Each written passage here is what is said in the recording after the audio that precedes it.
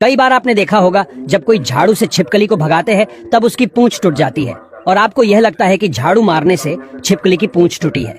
इसका सच ये है कि झाड़ू की वजह से नहीं, किंतु छिपकली खुद ही अपनी पूंछ तोड़ देती है। पर वो ऐसा क्यों करती है और छिपकली की पूंछ कटने के बाद भी क्यों हिलती रहती है? बाद में उस कटी हुई पूंछ को लेने छिपकली वापस क्यों आती है? और घरेलू छिपकली के काटने से हमारे शरीर के कौन से अंग में ज्यादा नुकसान होता है? तो आज छिपकली की इस सभी रहस्यमय बातों को आसानी से समझते हैं। ज्यादातर लोगों इस बात से अनजान होंगे कि छिपकली खुद ही अपने शरीर से पूंछ को काट देती है, क्योंकि कई बार छिपकली शिकारी जानवरों से बचने के लिए और उसे गुमराह करने के लिए पूंछ को अपने शरीर से तोड़ के भाग जाती है। इसीलिए जब कोई वस्तु या झाड़ू से छिपकली को मारने की कोशिश करे तब उसे खतरा महसूस होते ही वह डर के कारण पूंछ वहीं छोड़ के भागने की कोशिश करती है और हमें ऐसा लगता है कि हमारे मारने की वजह से उसकी पूंछ टूट गई है। कई बार हादसे के दौरान भी उसकी पूंछ टूट जाती है, पर ऐसा कभी कभी ही होता है। आपने भी कहीं देखा होगा कि पूंछ टूटने के बाद भी हिलती रहती है, जिसके पीछे छिपकली का शरीर जिम्मेदार है।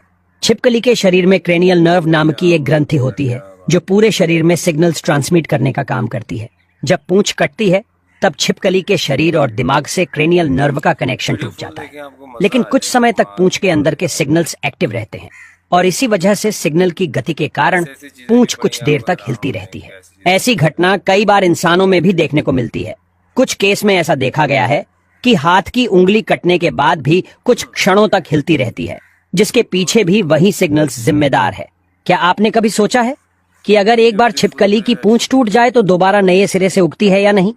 तो इसका जवाब है हाँ। वैज्ञानिकों की रिसर्च के अनुसार कुछ छिपकलियों को हूबहू पहले जैसी ही पूंछ निकल आती है।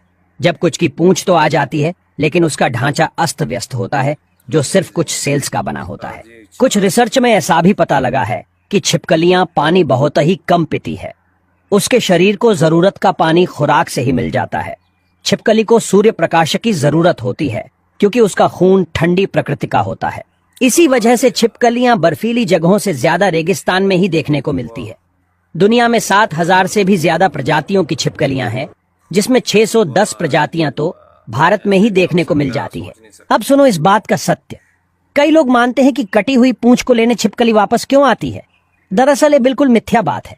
एक बार छिपकली के शरीर से पूंछ जुदा हो जाती है तो पूंछ उसके किसी काम की नहीं होती। घरेलू छिपकली अगर किसी को काट ले तो क्या करना चाहिए? घरेलू